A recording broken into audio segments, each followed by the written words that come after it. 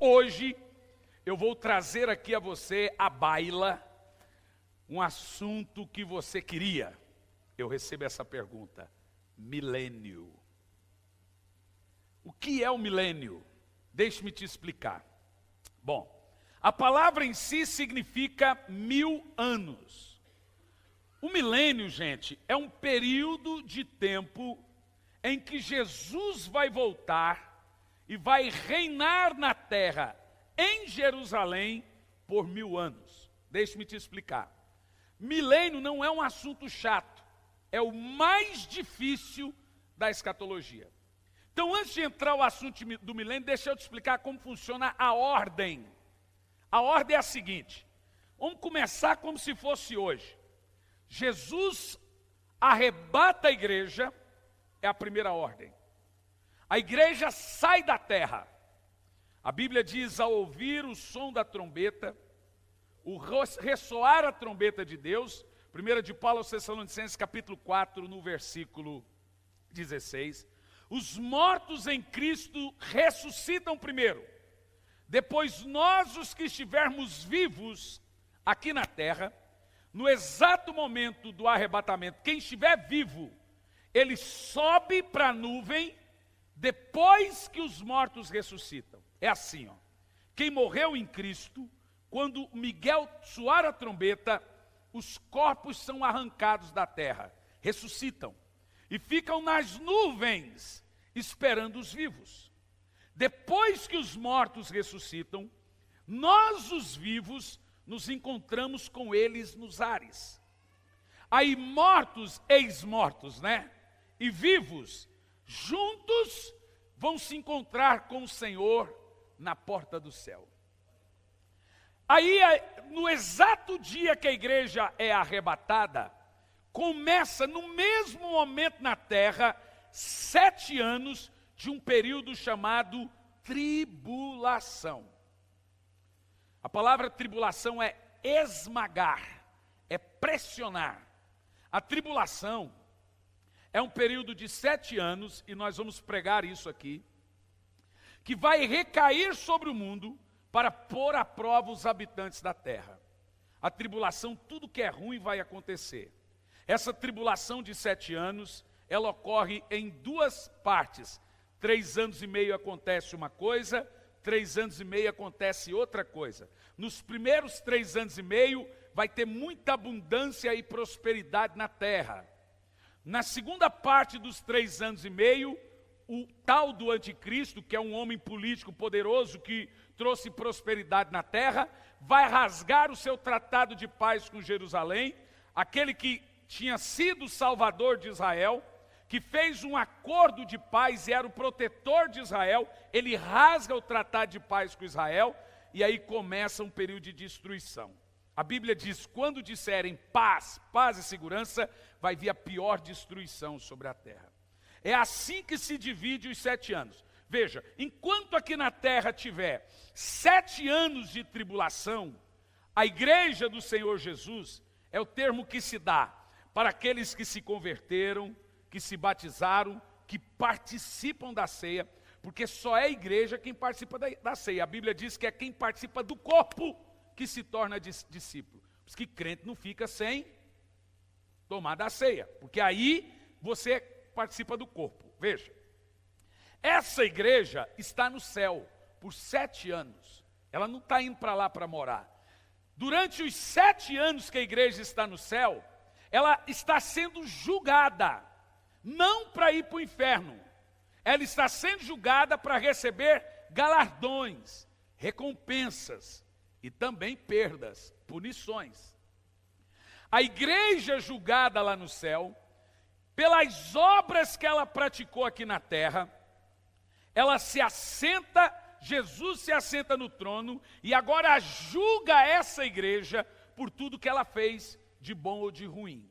Se ela for achada de uma maneira bacana, ela recebe muitas recompensas. Se ela for achada em falta, ela perde as recompensas. E aonde elas vão usar essas recompensas? É aqui que você precisa entender. Depois de 7 anos, a igreja volta com Jesus na terra, porque Israel está sitiado pelas nações da terra, quase fugindo do mapa, a igreja volta junto com Cristo para defender Israel. Começa uma guerra chamada Guerra de Gog e Magog, que é num vale em Israel chamado Vale de Megido. E ali todas as nações da terra estarão reunidas contra Israel, a nação de Deus. E a igreja, junto com Cristo, volta. Quando Israel estiver no seu último suspiro, a igreja volta para dar bicudão na cara do Satanás e entrar nessa guerra. A história é empolgante. Depois que a igreja volta e vence a guerra, e Jesus mata o anticristo com o sopro do seu nariz, ele faz assim, ó, nem é escarrado, é um soprinho assim, ó, e o anticristo se derrete. E também o falso profeta, e nós vencemos essa guerra, a terça parte da população da terra já morreu durante a tribulação. Ali, depois da guerra do Gog e Magog, no Vale de Megido, vai começar o milênio. Jesus se assenta em Jerusalém, e a partir de Jerusalém, ele vai ser o único governador da terra. Veja que o anticristo vem antes para tentar imitar Jesus sendo um governo único. Mas o governo único, com moeda única, com justiça, é o de Cristo, durante o milênio. Vai ser um mundo como hoje. Só que nós estaremos com Cristo em Jerusalém. Nós iremos reinar com Ele e reinar nas nações.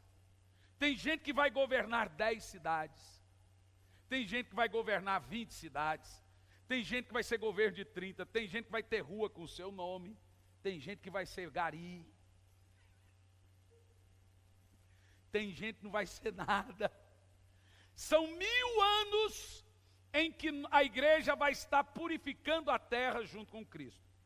As pessoas que entrarem nesse milênio, mesmo não sendo crentes, tem gente que não vai morrer. Ele vai entrar por 1000 anos. Preste atenção. Portanto, tem gente que vai morrer com esses, né? Com 800 anos, 900 anos. O leão não vai ser mais feroz. A cobra não vai ter mais veneno. O cordeiro vai brincar com o leão. O Satanás, o demônio, o corintiano, ele é preso por 1000 anos. Durante 1000 anos ele será preso. Depois de 1000 anos, ele é solto, para provar de novo aqueles que não tinham se convertido e estavam sobre a face da terra. É legal o assunto? Quem quer aprender sobre o milênio? Então, o milênio começa a partir da segunda vinda. A igreja voltou com Jesus, começa 1000 anos de reino. Você vai reinar com Cristo a partir das recompensas que você recebeu. É isso que você vai aprender hoje. Apocalipse capítulo 15, no versículo 11. A mensagem de terça que vem, eu quero ganhar aqui pelo menos umas 40 almas. E eu conto com você. Vamos lá, Apocalipse 15, versículo 11. Que obra do inimigo é essa? Na minha Bíblia. Vamos ler a partir do versículo 1. Apocalipse 15, versículo 1. Que 11? Não tem 11 aqui não, rapaz. Presta atenção.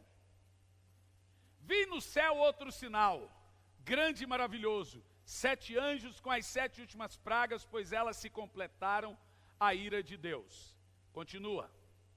Vi algo semelhante a um mar de vidro misturado com fogo, e de pé junto ao mar, os que tinham vencido a besta e a sua imagem e o número do seu nome.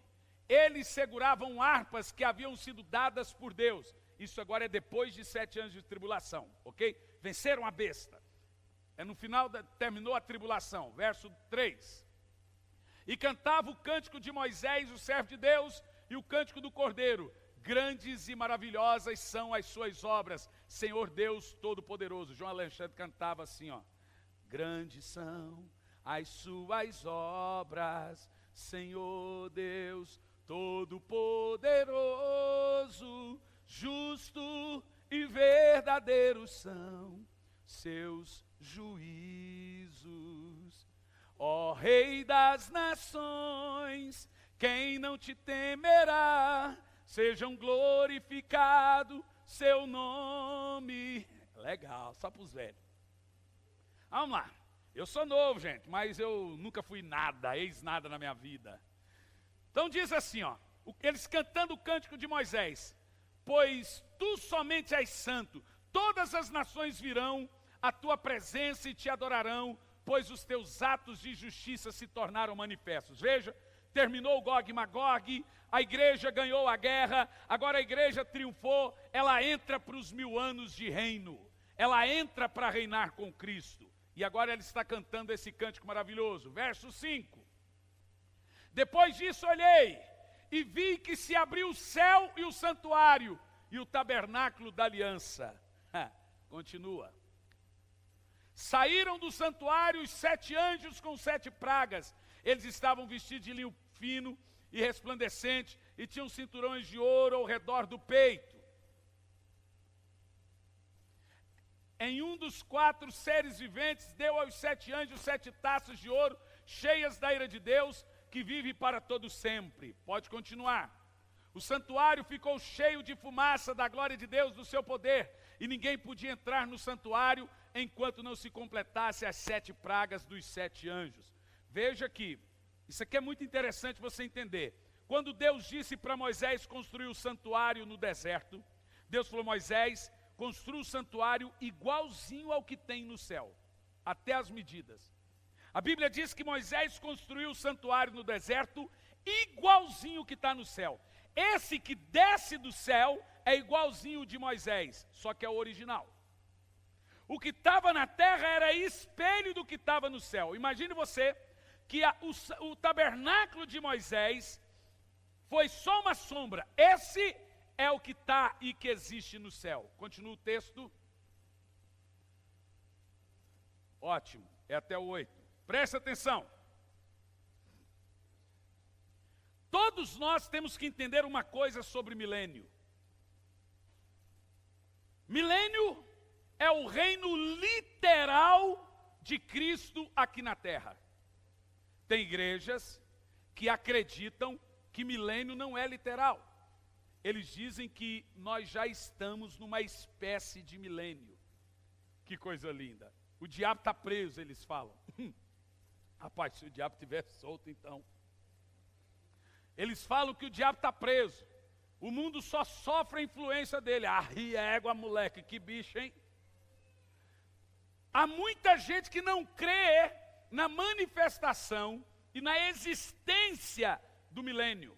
Milênio é um reino, um período de 1000 anos, literal, em que Jesus vai governar a terra pisando e morando e residindo em Jerusalém. E nós, os salvos da igreja, estaremos com ele. Para você entender o milênio, você precisa separar salvação e recompensa. Diga salvação e recompensa. Veja bem, a salvação é pela graça.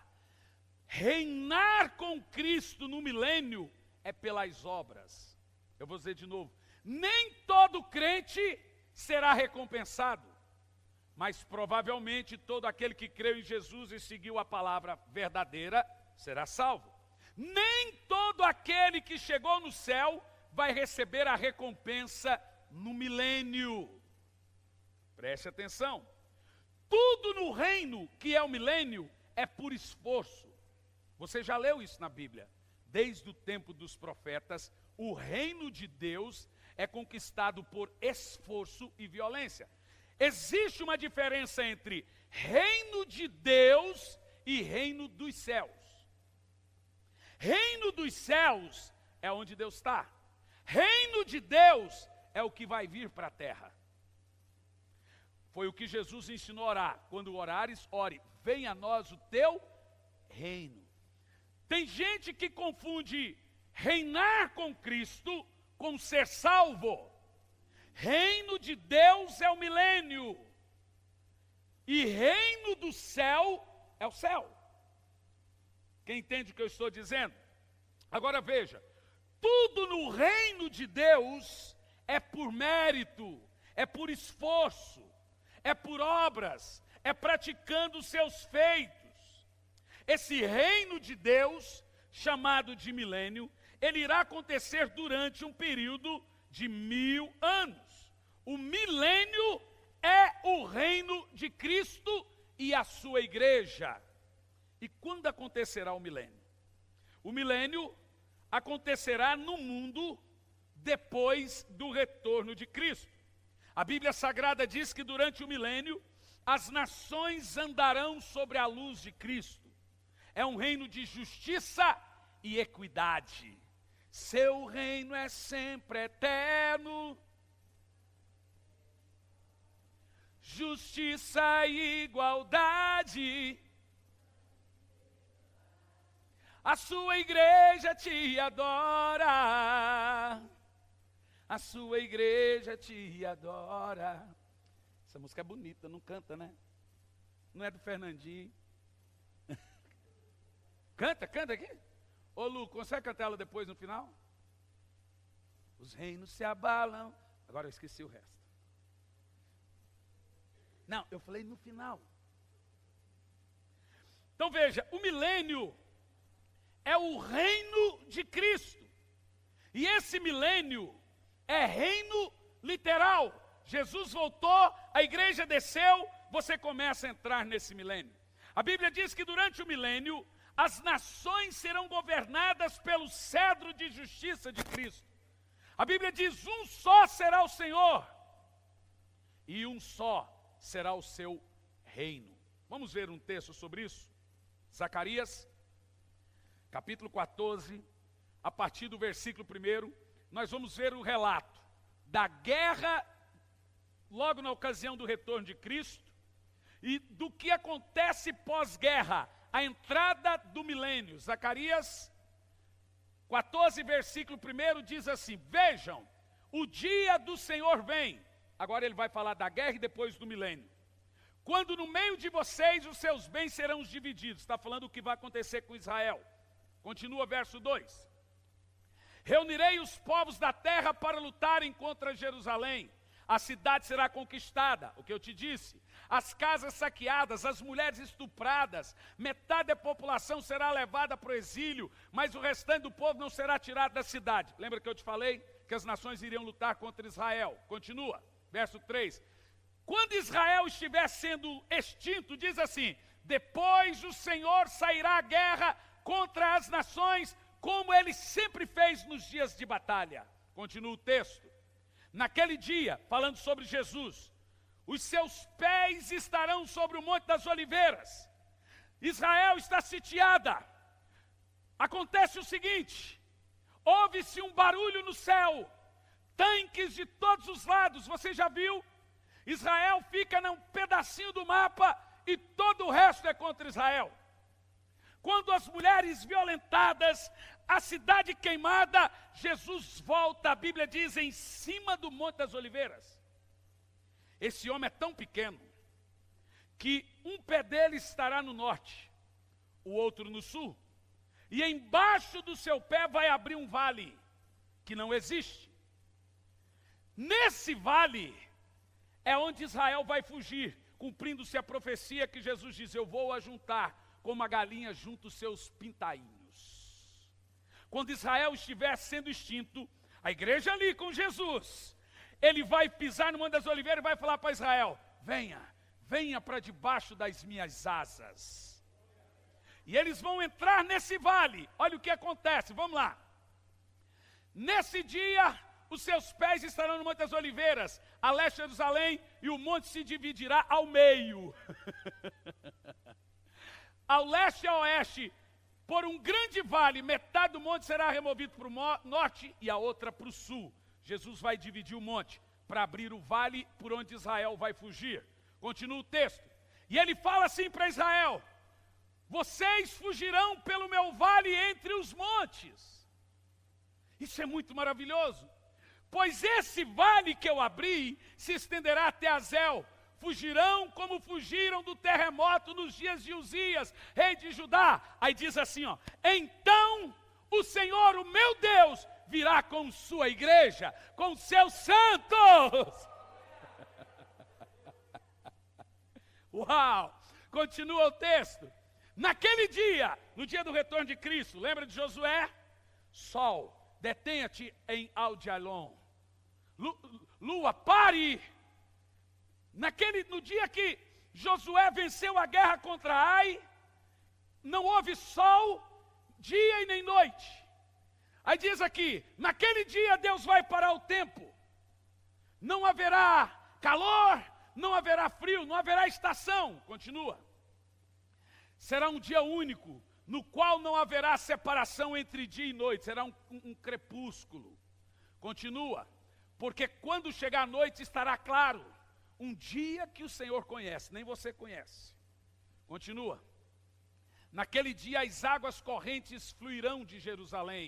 Metade delas para o mar do leste, metade para o mar do oeste. Isso acontecerá tanto verão quanto inverno. Não haverá estação. Eu estou falando para você o relato do retorno de Cristo. E a igreja voltando com ele na guerra do Gog e Magog. Quem vai subir com Cristo? Então você volta com ele. Continua o texto. O Senhor, agora entra o milênio. O Senhor será rei de toda a terra. Leia isso em voz alta, vai lá. Mais alto. Agora olha que texto poderoso. Bem alto, vai lá. Naquele dia haverá um só Senhor, e o seu nome será o único nome. Mas continua o texto. Vá. A terra toda, de Geba até Rimon, ao sul de Jerusalém, será semelhante a Rabá. Mas Jerusalém será restabelecida e permanecerá em seu lugar. Você percebeu que a briga toda é por Jerusalém. O mundo briga por Jerusalém, um pedacinho de chão, e Jerusalém é de Cristo. Quem está entendendo? Nunca Israel sai do noticiário, porque Israel é o relógio de Deus. Tudo que acontece em Israel, Deus anuncia as suas profecias através de Israel. Você precisa ficar atento com tudo que acontece em Israel, porque ela é o centro da profecia. E continua. Pode passar o próximo verso. Jerusalém será habitada, nunca mais será destruída, Jerusalém estará segura. É o milênio. É a Jerusalém que está lá, gente. Lá será a nossa terra. Teve um irmão que falou, pastor, o senhor já foi em Jerusalém? O senhor tem que ir. Falei, o dia que eu for eu não volto mais, irmão. Você também. O dia que eu for eu não volto nunca mais. Continua o texto, verso 12. Esta é a praga com a qual o Senhor castigará todas as nações que lutaram contra Jerusalém. Você percebeu? Todas as nações que são contra Jerusalém vão ter que se prostrar ao governo de Jerusalém. Está lá, essa é a praga com a qual o Senhor castigará as nações que lutaram contra Jerusalém. Olha o que vai acontecer com as nações que é contra Israel. Sua carne apodrecerá enquanto estiverem ainda de pé. E os seus olhos apodrecerão, e suas obras e suas línguas apodrecerão dentro de suas bocas. Irmão, cuidado quando você fala de Israel. Existe bênção para quem abençoa Israel, e existe maldição para quem amaldiçoa Israel. O Senhor disse, abençoarei os que te abençoarem, e amaldiçoarei os que te amaldiçoarem. Abençoe Israel. É a nação. O que o senhor vê em Jerusalém? O que o senhor vê em Israel? Fala, querido, eu tenho um judeu dentro de mim, cara. Ele morreu, ressuscitou e hoje está aqui dentro de mim, irmão. Como é que eu vou tirar esse povo, rapaz? É doido? Quem tem um judeu dentro de você aí? Ora, eu tenho que amar esse lugar, rapaz. O meu Senhor nasceu judeu. Abraão, Isaac e Jacó eram hebreus. Paulo, o grande apóstolo, Paulo é judeu. Como é que eu vou dizer esse negócio? Eu tenho que amar. Isso é poderoso. Agora presta atenção. Quando Jerusalém for estabelecida como a capital do mundo, por isso que na minha primeira mensagem da série, Eu falei sobre a mulher montada na besta, a grande prostituta que está na internet. Eles dizem que Roma é a cidade santa. Veja que ali você tem um sacrilégio, uma blasfêmia. A cidade de Deus é Jerusalém, não Roma. Aonde o evangelho nasceu foi em Jerusalém, não em Roma. É de Jerusalém que sairá o governo do mundo, não de Roma. O anticristo vai governar da Europa, não Jesus. Está entendendo agora? Quem está entendendo aí? Jesus vai governar a partir de onde? De Jerusalém, cidade amada. Quem irá reinar com Cristo? Agora eu estou fazendo uma pergunta. Quem irá reinar com Cristo? Se Jesus voltar agora, quem vai ficar feliz se ele voltar agora? Eu não vou ficar feliz, irmão. Eu vou subir feliz. Mas vamos lá. Quem irá reinar com Cristo? Primeiro, a Bíblia diz que só os vencedores irão reinar. Quem é o vencedor? Preguei na mensagem semana passada. Aquele que resiste até o fim.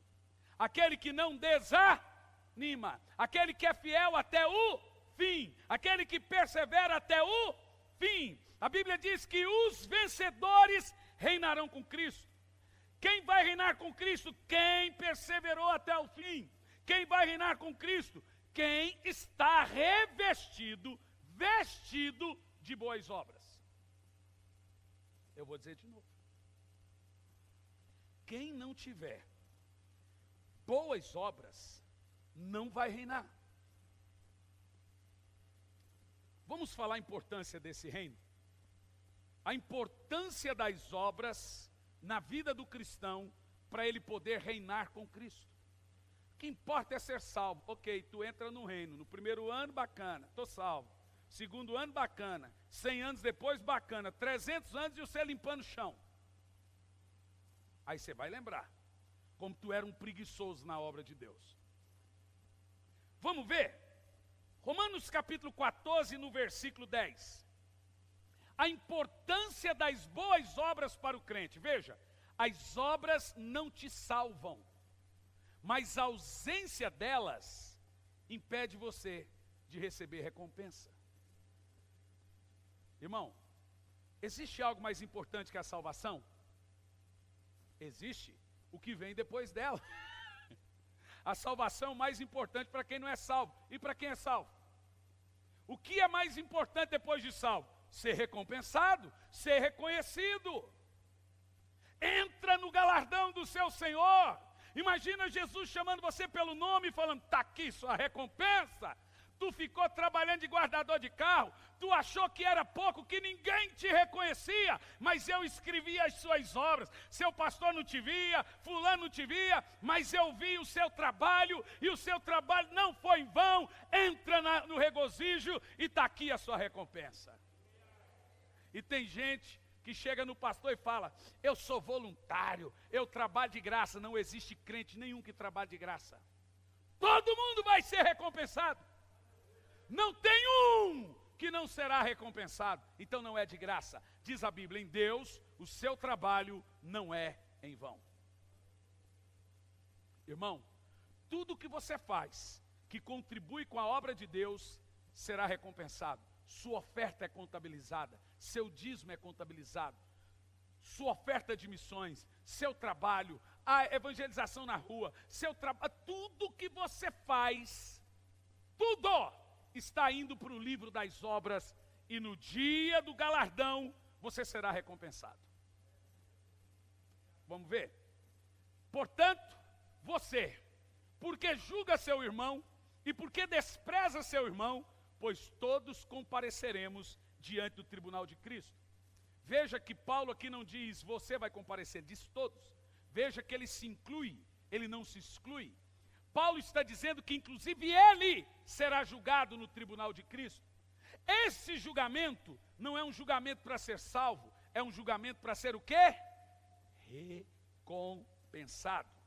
2 Coríntios, capítulo 5, versículo 10. que você vai ouvir aqui é fora do comum. Você não pode esquecer nunca mais. Pois todos nós devemos comparecer perante o tribunal de Cristo, para que cada um receba de acordo com as obras praticadas por meio do corpo, quer sejam boas ou más. Aqui está falando para o crente. Você percebeu que tudo que você faz, que é chamar de boa obra, você vai ser recompensado quando estiver diante de Jesus? E aonde você vai usar essa recompensa? No milênio, no reinado. Presta atenção, irmão. As obras, elas são o ornamento do vestido da noiva. A igreja só terá roupa para se casar com Cristo por causa das suas obras. Veja só, Apocalipse capítulo 19, versículo 7. A Bíblia fala de um casamento. A igreja é uma noiva, uma mulher. Eu falei isso na primeira mensagem, na segunda. Quando a igreja estiver com Cristo, ela vai se casar com Cristo. E a roupa da noiva são as suas obras. Olha o que diz a Bíblia. Regozijemo-nos, vamos nos alegrar, vamos dar a glória, porque chegou a hora do casamento do Cordeiro e a sua noiva se aprontou. Isso é o arrebatamento. Se foi arrebatado, começa o casamento. Qual é a roupa que você, igreja, vai vestir? Vamos lá? Verso 8. Foi-lhe dado para vestir o quê? Linho fino, brilhante e puro. O linho fino são o quê? Os atos justos dos santos. Você percebeu? Você percebeu que a sua roupa, no dia do casamento, são as suas boas obras aqui na terra? As suas boas obras constroem as suas joias e a sua roupa para o casamento. Diga comigo, isso é sério. Mas vai lá, você ficou preocupado, né? Está preocupado? É, né? Percebi. As obras, irmãos, é a veste da igreja. Nós seremos, escuta que coisa poderosa, lá no milênio, nós seremos reconhecidos pelas nossas obras. Nossos nomes é pelas nossas obras. Nossas roupas é pelas nossas obras. Lá vai o fulano do feito tal. Lá vai o ciclano que foi mártire. Lá vai o Beltrano que foi apóstolo, lá vai o outro que cuidou dos pobres. Não tem trabalho indigno no reino de Deus. Ninguém é maior ou menor. Deus não vai cobrar de você aquilo que eu deveria fazer. Por exemplo, vou te dar um exemplo. Se lá na minha história está que eu tenho que ganhar 1 milhão de almas para Jesus, e você uma, se eu ganhar 900 e você uma, você é recompensado, e eu não. Se lá está escrito, querido irmão, você vai ser diácono até Jesus voltar, e você vai ser o Billy Graham. O galardão do Billy Graham é do mesmo tamanho do galardão do diácono. A diferença é a obediência. Se o diácono não obedecer, como diácono, e se o Billy Graham não obedecer, é só essa a diferença. Ninguém vai receber mais recompensa e menos recompensa. Todos serão recompensados pela missão que lhe foi dada. Quem está entendendo aí? As obras, elas estão completamente ligadas ao estilo de vida que eu vou viver no reino de Cristo. A minha posição, como eu estarei nesse reino, como eu vou viver nesse reino. As obras, elas não te salvam, mas elas te recompensam. E as más obras fazem você perder a recompensa. Quem quer aprender? Então agora vai a pergunta. Eu estou no milênio agora. Como eu serei reconhecido nesse milênio perante milhões e milhões e milhões, põe milhões de pessoas? Como eu serei reconhecido nesse milênio? As recompensas no milênio são chamadas de galardões, presentes.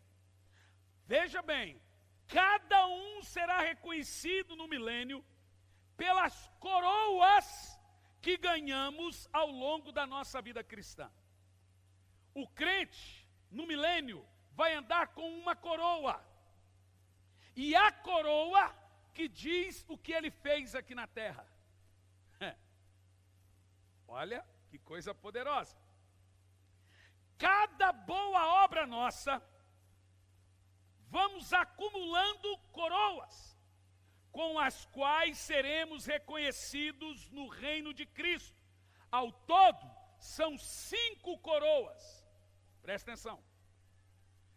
Quando você estiver no milênio, você será reconhecido pelas coroas que estão na sua cabeça. E são as coroas que dizem o que você fez.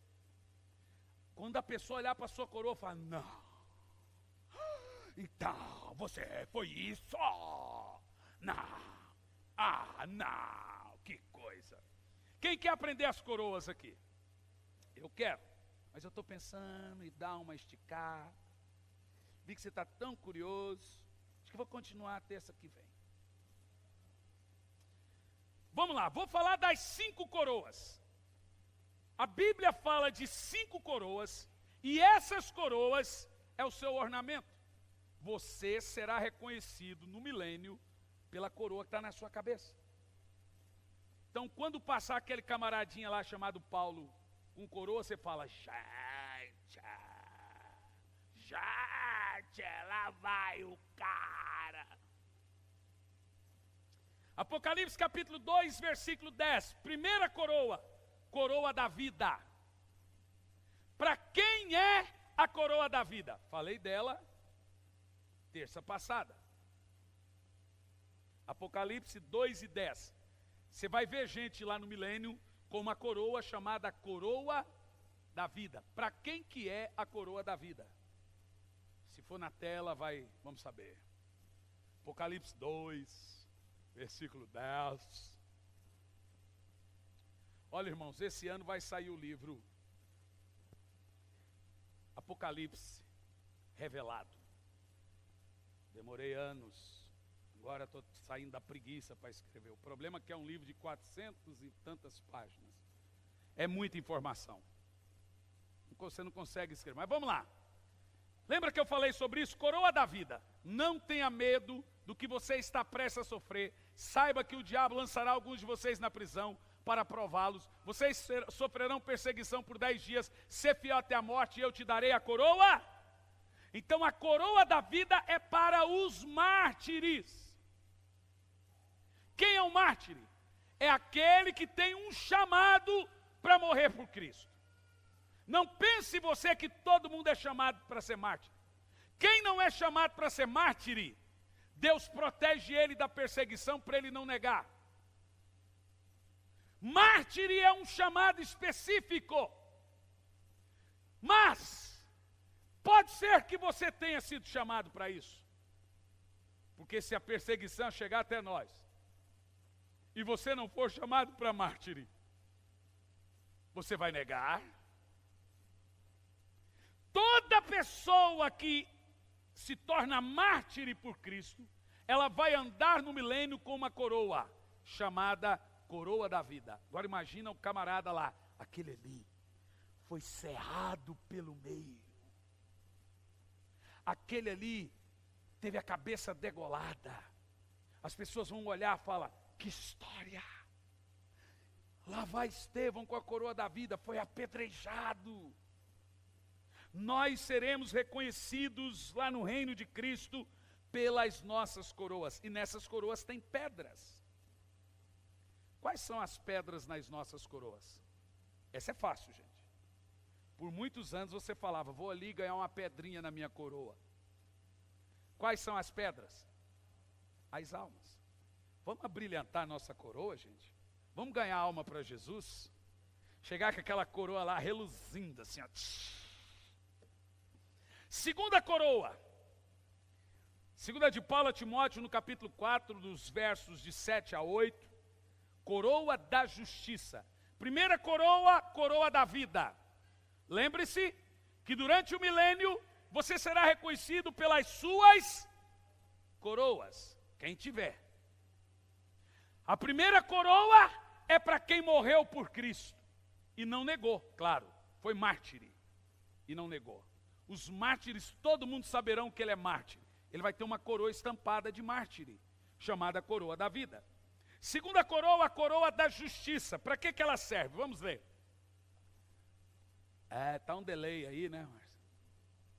Jesus cura surdo. Segunda de Paulo a Timóteo, capítulo 4, versículos 7 e 8. Cura, tira esse lombriga, meu pai, do ouvido do Márcio. Esse sebo. Olha que o Márcio tomar um banho, passa um cotonete, limpa, está com um sebo desse tamanho. Que isso, Kate? Você viu o que a Kate falou? Falou que é só aspirador para tirar. Aí, meu irmão, com a esposa dessa aí, não precisa de um pastor fazendo bullying com você, não. Ó, presta atenção, vamos lá. Segunda coroa, coroa da justiça. Combati o bom combate. Terminei a corrida e guardei a fé. Verso 8. Agora me está reservada, meu Deus, eu queria que Jesus voltasse agora. Eu leio os negócios desses, eu perco a compostura. Paulo está morrendo. E ele diz, o velhinho, quase cego, combati o bom combate, terminei a corrida e guardei a fé. Quantos de nós poderemos dizer isso ao final da nossa vida? Tem pastores se matando, porque se sentiram pressionados. Paulo foi o mais pressionado de todos. 195 açoites dos judeus. Apanhou de judeu e romano. Nunca pensou em negar a fé. Tem gente desanimando por nada. Paulo nunca pensou em desistir. A Bíblia diz que ele foi chamado prisioneiro de Cristo, apóstolo em cadeia. Paulo preso, de dentro da cadeia, ele ganhou 14 mil soldados romanos para Cristo. O cara preso, todo mundo que falava com ele aceitava Jesus chorando. Meu Deus, eu sou o cocô do cavalo do bandido. Eu me sinto um lixo diante dessa história. E agora Paulo diz assim, combati o bom combate, terminei a corrida e guardei a fé. Agora ele diz o que está reservado para ele. Agora me está reservada a coroa da justiça, que o Senhor, justo juiz, me dará naquele dia, não somente a mim, mas a todos que amam a sua vinda. Aqui está uma coroa que nós vamos ter. Porque deixa eu me controlar. Porque a coroa da justiça é para quem ama e prega a volta do Senhor. Paulo diz, eu vou receber a coroa da justiça, não só a mim, mas para todos que amam a vinda do Senhor. Então você quer chegar no milênio e ver um irmão que amava a vinda do Senhor e pregava a vinda, ele vai estar com uma coroa. Lá vai um pregador do retorno de Cristo. Lá vai uma pessoa que passou a vida falando, Jesus vai voltar, Jesus vai voltar, Jesus vai voltar. Eu estou aqui para dizer, igreja, Ele está voltando. Ele está vindo para levar a sua amada igreja. Quem ama a vinda do Senhor, aplauda, dê brado de júbilo, dê brado de aleluia.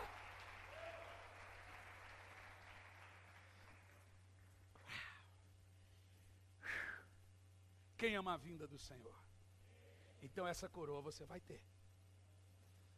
A primeira eu já tenho dúvida, não sei se eu vou ter, não sei se eu vou morrer por causa de Cristo. Nunca não levei nenhum tapa.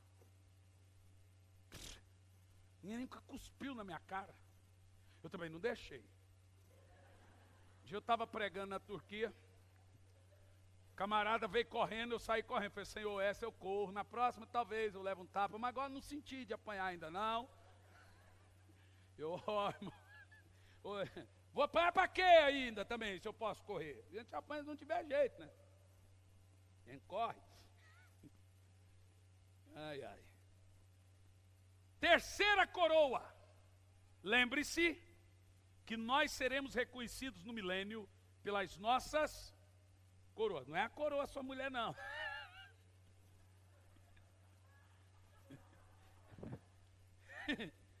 É pelas coroas literal, as coroas na cabeça.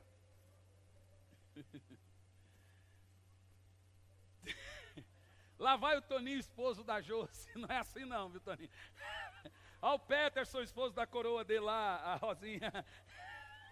Não é por causa da sua coroa, né? A coroa é da cabeça. Vamos lá. Ai, ai. De verdade, irmãos, todo ano, eu leio a Bíblia toda. Todo ano. Já teve vezes por ano que eu li 3 vezes. E todo ano eu leio numa versão diferente. E tem hora que eu tenho que parar. Eu estou dentro do avião, eu tenho que parar, eu fico emocionado. Parece que eu estou lendo tudo de novo. Eu me sinto dentro daquele negócio. Os irmãos me perdoem que eu fico fora de mim. Terceira coroa. 1 de Pedro, capítulo 1, dos versos de 1 a 4. Primeira coroa é a coroa? Só quem está vivo aí. Primeira coroa é a coroa da vida. É para os mártires. Segunda coroa é a coroa de justiça. É para os que amam o retorno de Cristo. Lembre-se, você vai desfilar em Jerusalém, vai governar as nações com uma coroa na cabeça. E essa coroa vai fazer as pessoas que são governadas por você saberem o que você foi no reino de Deus aqui. Fala para mim se isso não é empolgante. Sai, demônio, que obra espírito das trevas. Fica assustando a gente. O diabo tem hora que fica endemoniado, gente. Terceira coroa, vai lá. Pedro, apóstolo de Jesus Cristo, aos eleitos de Deus, peregrinos dispersos no Ponto, na Galácia, na Capadócia, na província da Ásia e na Ritínia. Pedro está escrevendo para essa turma. Próximo verso. Escolhidos de acordo com o pré-conhecimento de Deus Pai, pela obra santificadora do Espírito, para obediência a Jesus Cristo e aspersão do seu sangue. Graça e paz lhe sejam multiplicadas. Veja que a graça ela pode ser aumentada. Próximo verso. Bendito seja o Deus e Pai de nosso Senhor Jesus Cristo, conforme a sua grande misericórdia. Ele nos regenerou para uma viva esperança por meio da ressurreição de Jesus Cristo dentre os mortos. Verso 4. Para uma herança que jamais poderá perecer, macular, se perder o seu valor, herança guardada para vocês. Tem uma outra versão que fala de coroa incorruptível. Bom, a coroa da qual Pedro está falando, que nessa versão não cita o termo coroa, na outra versão fala coroa de glória. Qual versão que está aí a coroa de glória? Por favor, acha para mim para ler aqui. É importante ler. 1 de Pedro 1, dos versos de 1 a 4. Vamos ler o verso 5. E que mediante a fé são protegidos pelo amor de Deus até chegar à salvação prestes a ser revelada no último tempo. Mas vamos lá enquanto a gente acha a versão. A versão. Coroa de glória. O que é a coroa de glória? Ali você leu comigo no verso 4. A coroa de glória é uma coroa para pessoas retas, justas e honestas. Pessoas que andaram na terra com honradez. Então, por exemplo, quando você chegar lá no céu, a pessoa honrada, do sim sim e do não não, de caráter ilibado, você vai saber quem é ela. Lá vem uma pessoa séria. Lá todos serão sérios. Mas lá vem uma pessoa que pisou na terra, que não mentiu, que era sim sim não não, que era justo, que não era 2 pesos e 2 medidas. Isso aqui é chamado de coroa de glória. Você viu? Tudo que você é e que você faz determina como você vai viver no milênio. Quarta coroa. 1 Coríntios capítulo 9, versos 25 e 27.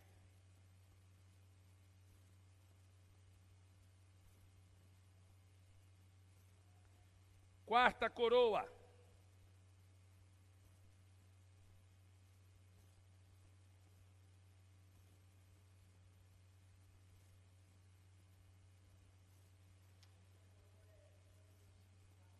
5:4. Põe na tela. 1 Pedro 5:4.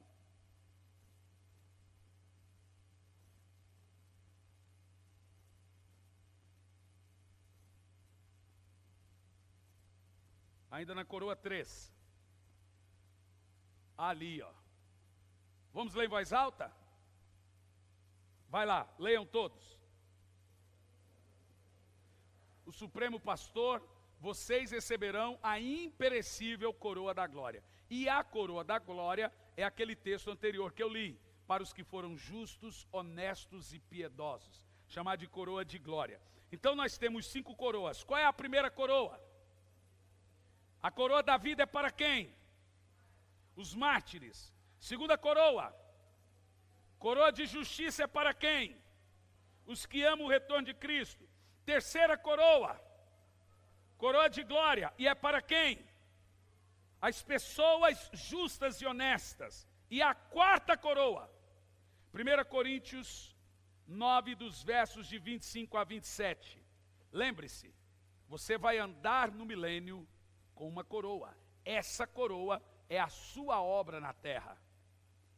E quem não tiver obra? Ele será um anônimo. Mais ou menos isso. Vamos lá? Presta atenção. Todos os que competem nos jogos se submetem a um treinamento rigoroso para obter uma coroa que logo perece. Eu falei da coroa de louros no culto passado. Mas nós o fazemos para recebermos uma coroa eterna, uma coroa incorruptível, uma coroa que dura para sempre. Continua o texto. Sendo assim, não corro como quem corre sem alvo, não luto como quem fica esmurrando o ar. É o pastor que não sabe para onde vai, fica dando murro para todo que é lado.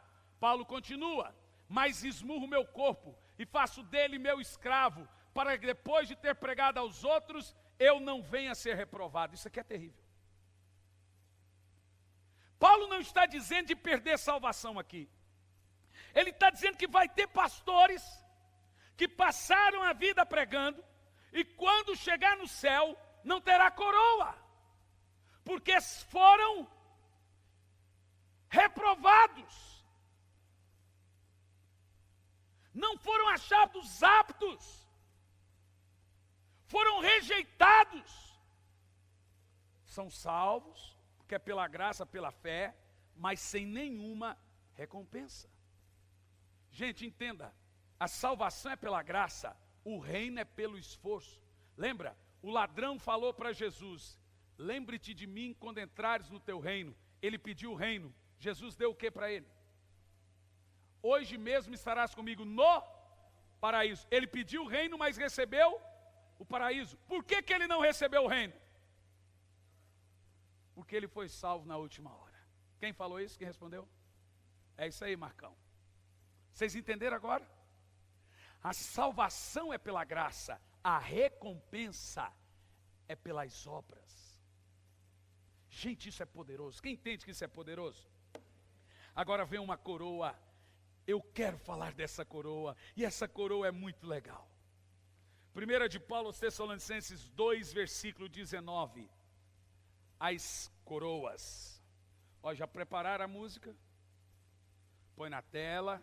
Vou cobrar, hein, Lu? Rafa. Os reinos se abalam, os lares se frustram.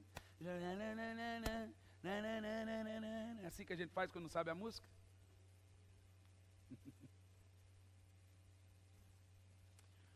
A quinta coroa, olha para mim, é a coroa de alegria. Gente, você quer ver um cristão triste? Ele está sem essa coroa. Olha que coroa é essa. Pois quem é a nossa esperança, alegria ou coroa? Aqui é a coroa da alegria. Quem é a nossa esperança, alegria ou coroa em quem nos gloriamos perante o Senhor Jesus na sua vinda? Não são vocês a nossa coroa? Pode continuar. Pode ir. De fato, vocês são a nossa glória e a nossa alegria. A coroa da alegria é para os cuidadores de vidas, para os ganhadores de almas. A Bíblia diz que quem ganha alma é alegre. Sabe por que tem muitos crentes tristes? Porque não há nada que satisfaça mais o crente do que ganhar e cuidar de vidas. São 5...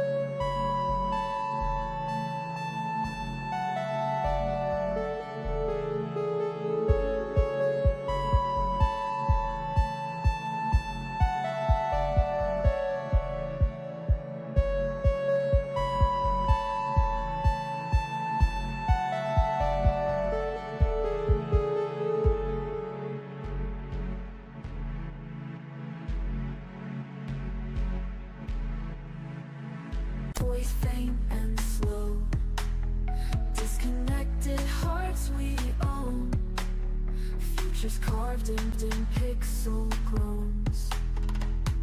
Feels so wrong but feels so right, in the haze of darkest nights, journeys through the endless bleed, in this wire frame we are free.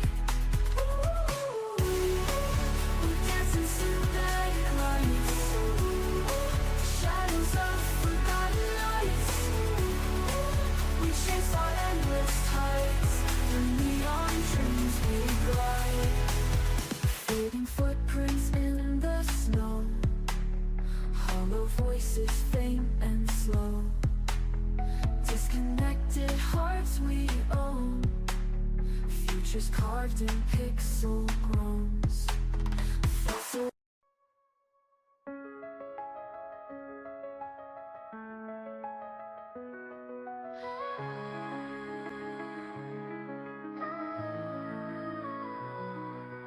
lights flicker, ghostly glow, rain slaps pavement, echoes in the alleys, mystery haunts dreams, voices whisper secrets, wind carries scars, hollow hearts beating in the cold dark streets.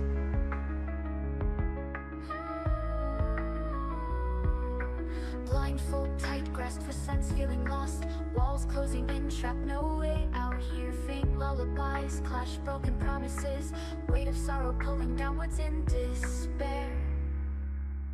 Can you hear me calling from the void? Heartbeats synchronized like clockwork shattered, phantom echoes bouncing back into the black, haunted melodies, no escape from the track. Coroas. As 5 coroas é o que você vai andar pelo milênio. Agora olha para mim. Primeira coroa. Coroa dá para quem? Segunda coroa, coroa de glória, é justiça. Para quem? Quem ama o retorno de Cristo. Terceira coroa, coroa de... Para quem? Pessoas piedosas, honestas. Quarta coroa, coroa incorruptível. Para quem? Para quem, gente? Para quem? Para quem é obreiro aprovado. Isso aqui é poderoso. Quinta coroa, coroa da alegria, para os ganhadores de almas. Sabe por que muitos crentes estão desanimados e tristes? Responde você para mim. Por quê, gente? Porque não ganham almas.